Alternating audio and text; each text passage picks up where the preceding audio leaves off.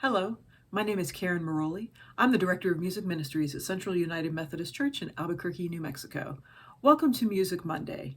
Today's hymn is another greatest hit on the hit parade, at least in Methodist circles, and it was written based on a psalm that most of us probably looked at this week in worship, and that is the 23rd Psalm. And the writer of this hymn tells the story of how the hymn text was conceived. Joseph Gilmore was studying the 23rd Psalm and got stuck on the phrase, "He leadeth me," and just started to ponder that in itself, and says that he saw in those words at that moment a significance that he had never dreamed.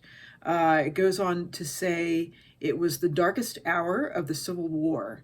I did not refer to that fact, that is, I don't think I did, but it may subconsciously have led me to realize that God's leadership is the one significant fact in human experience, that it makes no difference how we are led or whither we are led, so long as we are sure that God is leading us." And how often do we have experiences in life where we are going through things that we would prefer that we not have to go through, as the psalm also alludes to, walking through the valley of the shadow of death. That could mean actual death, but there are a lot of experiences in life, right, that feel like little deaths. So this idea that there is someone walking beside you, as I've often said through this whole pandemic experience, someone to walk beside you and to guide you, is a comforting thought. So he was very stuck on this thought and composed the text, "He leadeth me, O blessed thought." And he goes on to talk a little bit about the first time, or at least a time that he heard it actually done by a congregation. He said, "I did not know until 1865 that my hymn had been set to music by William B. Bradbury. I went to Rochester to preach as a candidate before the Second Baptist Church. Going into their chapel, I picked up a hymnal to see what they were singing and opened it at my own hymn, 'He leadeth me.'"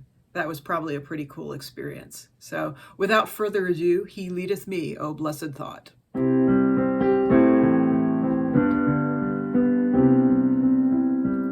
He leadeth me, O blessed thought, O words with heavenly comfort fraught. Whate'er I do, where'er I be, still 'tis God's hand that leadeth me.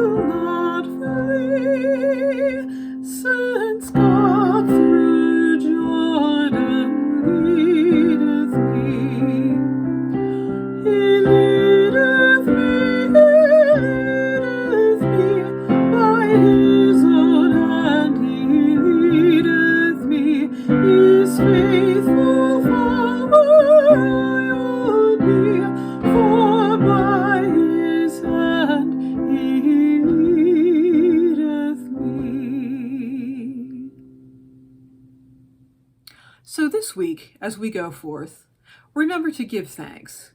Give thanks for your journey. Give thanks for the pleasant parts along your journey. But maybe take a moment to give thanks for some of the harder things along your journey that helped to form you as you were being guided to a new place. Have a wonderful week, and I will see you next time.